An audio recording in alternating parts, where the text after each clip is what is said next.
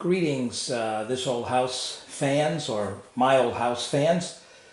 Today is Friday, the 8th of March 2024, and when we last saw the bathroom, I think the tile had not been installed in the shower, and the vanity had not been installed, nor the medicine cabinet. Again, this is just a simple bathroom. I'm not going to get very fancy. I'm still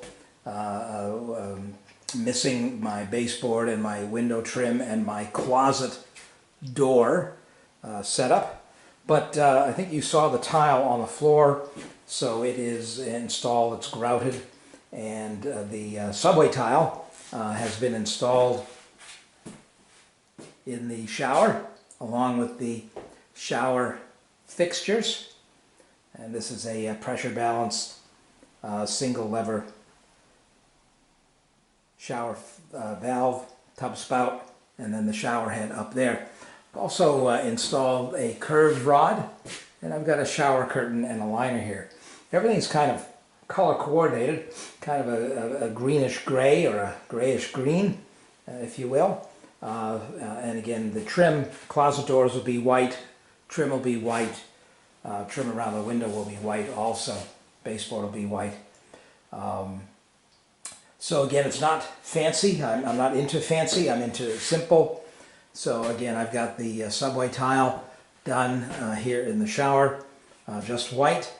And the vanity is also a builder grade vanity with a cultured marble top. This was $200. For the top and the cabinet base.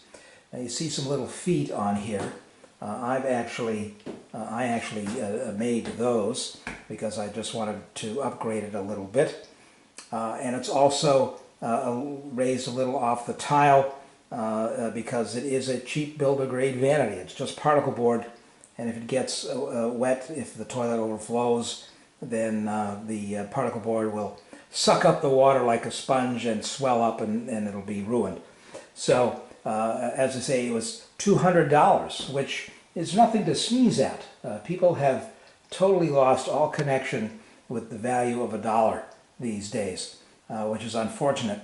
And back in the day, 40 years ago, when you got a cultured marble top, it was 10%. It was 90% stone and 10% resin.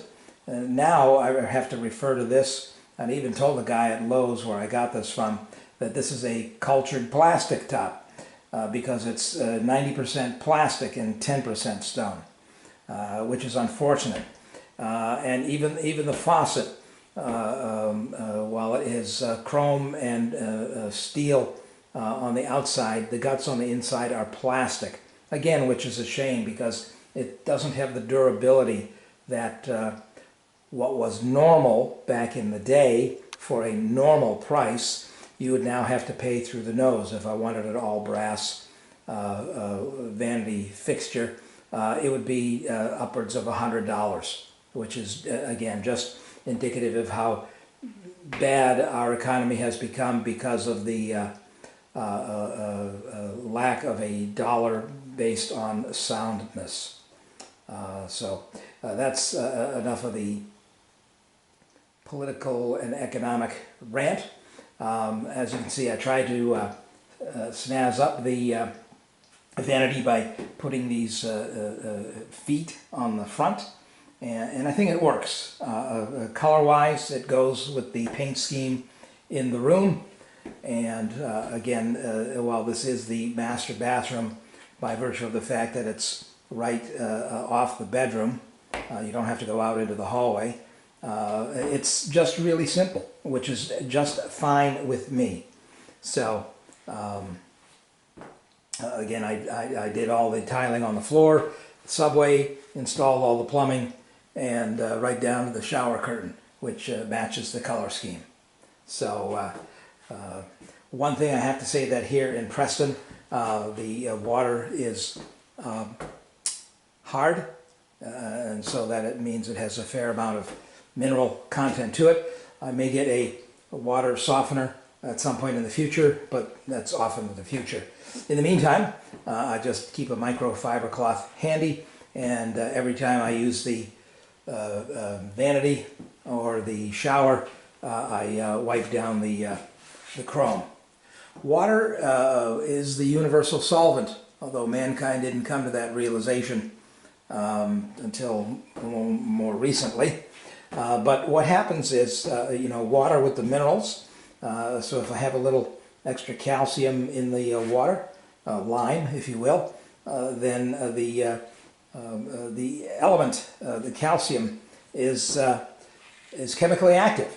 And so you not only do you get water spots, but if you leave the water lying around, it will interact with whatever surface it's on due to the chemical activity in the molecules of the element and of the not only the what's in the hard water, but also the molecules of the element which comprise the surface upon which the water is laying. So it behooves you, if you want to keep your fixtures clean, shiny, that every time you take a shower or every time you use the sink and you see water drops on the vanity top, or water drops on the faucets, or water drops on the tub spout, or the tub drain, or the valve, even the shower head and the shower rod, you should wipe those down so they are dry.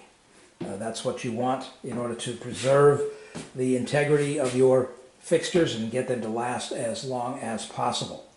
So here I have, when I did the tile, I put a bullnose on the outside corner, and that's 1.5 inch tile with a rounded edge. Here on the corner itself is a piece of PVC, and it's designed by a German firm called Schluter, which is now all the rage in the ceramic tile world. And I did it because it was easily obtained and accomplished what I want, and that was an outside corner for the ceramic tile. But you know, I don't like it. I'm old-fashioned, and in order to find pieces of ceramic tile that were fired in an outside corner at 90 degrees with a bullnose edge, I would have paid $8 to $10 per piece. And there are 16 of these pieces here. And I've got two more outside corners to do, so I couldn't justify spending $500 to do an outside corner in bathrooms that hardly anybody will ever see. So I went with the Schluter system, but I'm glad this is the last bathroom that I will ever do. This one and the guest bathroom, and that'll be it. But I wouldn't recommend Schluter. Their tiling systems and their waterproofing, they may be satisfactory, but it requires a careful attention to the installation methods. And there was nothing wrong with the way they did it in olden days. All of this new stuff, the tile spacers that use little wedges and a special tool so that there's no lippage, meaning unevenness in height of the floor tiles. All of this stuff, this Schluter corner piece, which is PVC, which is fine here in the bathtub shower area because PVC is waterproof. But all of this modern stuff is really designed so that you can use less and less skilled labor. You know, back in the day, if you wanted something done well, you would have had somebody who had apprenticed in a trade, and they would have known what to do. They would have known all the little tricks. They would have taken their time and done a good job with materials that would have lasted for 100 years. I don't know if this is going to last 100 years. I hope so. I'm not going to be here, but if I can get 25 years out of this, that's fine. I did put blocking behind the wall here so that in the future, if I need to, I can put a grab bar here and it'll be anchored securely. But again, all of this modern stuff, in my view, is pretty much designed to make up for the lack of skill in tradespeople. And this is, of course, a race to the bottom. So that's going to be a problem going forward. As Bob Dylan recorded, everything's broken, and this is what will happen. You know, technology is great. I'm using the video camera.